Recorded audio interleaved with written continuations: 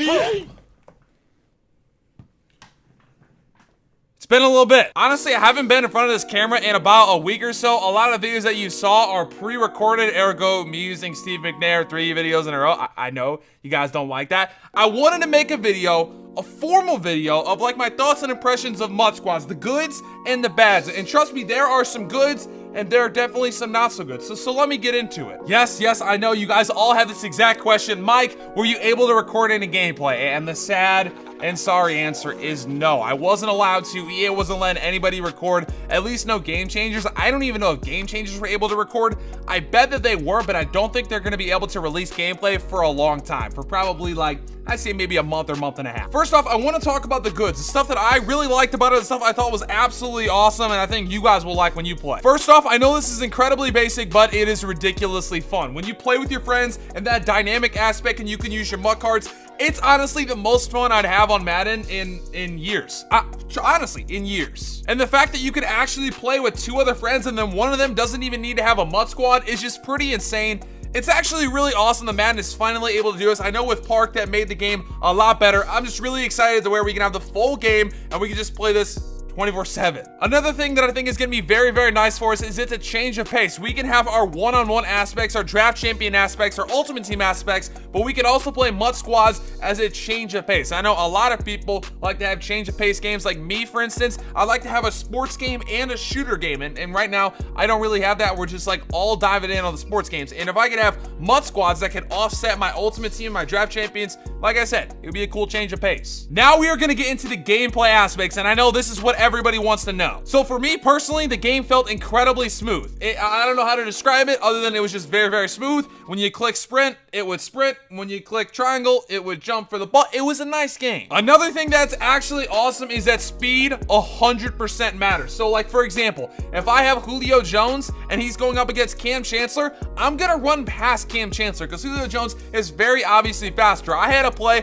where I threw it deep for a touchdown and the receiver caught it and kept running and did not get caught from behind. And the cornerback was obviously a lot slower. So speed 100% matters. Something that I think can be perceived as a good thing or a bad thing is that you cannot just hold triangle anymore. Now, you can't do it on defense and you can't do it on offense. So if you're playing a receiver, you can't just hold down triangle or Y and assume that your guy's gonna jump for the ball. You have to click triangle or Y right when the ball's thrown to you. Something I think Madden really prides itself on and did a really good job of this year is the presentation. When we started up the game, the menus, the presentation, everything about it was just very, very clean. I also thought it was pretty neat that everybody could see the play out, whether you're on offense or on defense. So like if I'm a wide receiver and I'm just like the head coach or whatever, I can click R2 and see the adjustments that everybody's made on my team, and I'll be able to see the play out. Like you don't just have to be the offensive coordinator. Everyone can see it. I also talked to Jake Stein and he said that there will be rewards on MAACC squads. They don't really know what it is yet. They haven't set them in stone, so definitely give him suggestions on Twitter. Now this is just the last thing I want to leave you guys with on the goods for MAACC squads. Honestly, in my opinion, this is going to be the best mode that's introduced to Madden since Madden Ultimate Team. When Madden Ultimate Team was introduced in like what, like MUT 13 I think, or maybe MUT 12, I can't remember exactly, but it took the industry by storm. And this MUT squads honestly is just, it was really, really fun. We literally played for 2 quarters and both were 2 minutes each, and that was the most fun I've had on Madden in like a year. Now we are gonna get to the bats, and this is probably what everyone wants to see. And guys, I'm not an EA game changer, so I'm not gonna hold back. I'm gonna tell you everything I really did not like and everything that I could see as an issue in MUT squads. Okay, first of all, I was waiting in line and I looked over and I saw a game, and 100% there was lag. And I thought that was absolutely crazy because we're playing LAN, but that just goes to show you that when you have like 6 people in one game, that there's gonna be lag, and it can't possibly be bad. I mean, when I kicked the field goal, I literally missed the damn field goal and I clicked it right on the money. We're playing LAN and there was lag. So that was interesting. Another difficult part is understanding like who you're using and what your assignment is. So like, I honestly thought it would be where one person has an assignment on the defensive line and they could choose any defensive lineman. One person has an assignment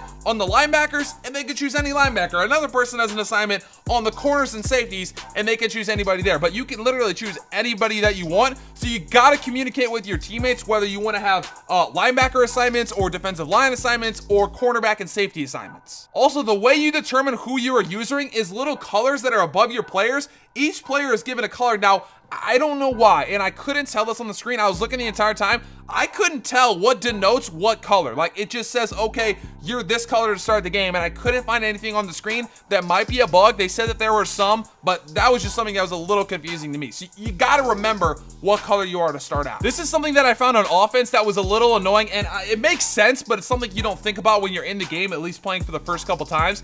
If you're on offense and you're the offensive coordinator, let's say I take a wide receiver and I put him on a drag. If there's somebody using that wide receiver, it doesn't necessarily mean that they're going to go on a drag. They're going to run whatever route that they want. So that's just something to keep in mind. That's something that I did. I put a receiver on a drag, and then somebody just kept going on a streak, and it caught me off guard. Now, this isn't something that's really bad, but this is something that I've found a lot on Twitter that people are talking about. Everybody's saying that the graphics are unbelievable, that they're incredible. Honestly, they're really, really good, but they don't seem that much better than Madden 17. This is just for me. I don't even know how you can improve on 17 graphics. They were absolutely incredible, but they didn't seem like what they say tenfold better. They seem incredible, but they're not like just unbelievably better. This is something that I noticed when we were playing our game. Running the ball seems absolutely overpowered because everybody wants to use the linebackers or the safeties to make sure you're good in coverage, and no one uses the D-line, and we had some people run stretch plays a couple times against us, and it was really difficult to stop. So what I think might be a little difficult is if somebody has two pulling guards and you're not using any defensive linemen, you could get absolutely destroyed if you're just using secondary players. Another thing that's not really bad, but just definitely something to like think about and keep in mind is that you have to 100% be on the mic. If you're not on the mic, it's going to be absolutely impossible for you to talk with your teammates, because your teammates are going to be saying, hey, run this route, run this route. I made this adjustment, make sure that you run this route. Or defense, hey, make sure you cover this corner or that corner. You got to be on the mic. You got to. Something else that I thought was kind of interesting is that MUT Squads is not going to be in Weekend League. Weekend League is only salary cap, all right? I'm going to say that again. Weekend League is only salary cap. It's not your MUT team.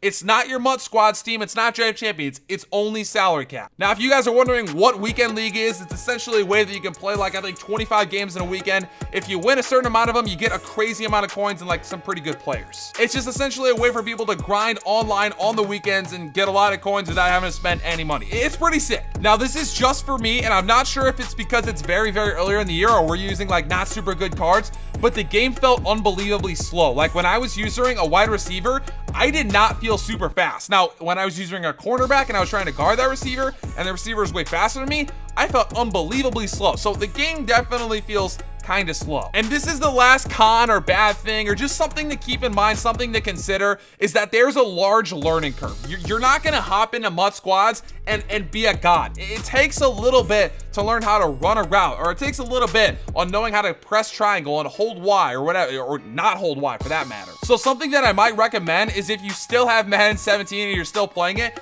go and create a player and create a wide receiver in a career mode and just user that guy, run routes, and just practice with that. Either way though, guys, this is my experience with MUT Squads when I played it. That is some of the great things about it and some of the not so great things about it. Definitely let me know what your thoughts are down in the comment section. If you're new here, make sure to subscribe to the channel, drop a like down below, and guys, I will see you in the next upload.